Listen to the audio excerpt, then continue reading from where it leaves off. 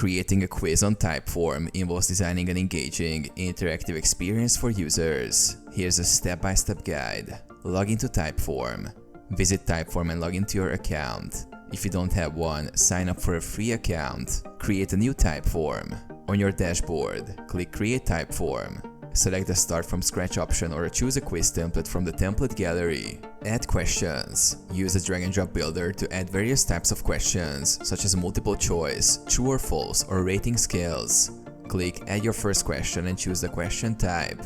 Enter your question and answer options. Set up logic jumps. To create a more dynamic quiz experience, use logic jumps to direct users to different questions based on their responses. Click Logic in the question settings and configure the rules. Customize design.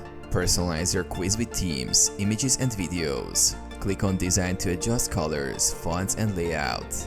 Configure quiz settings.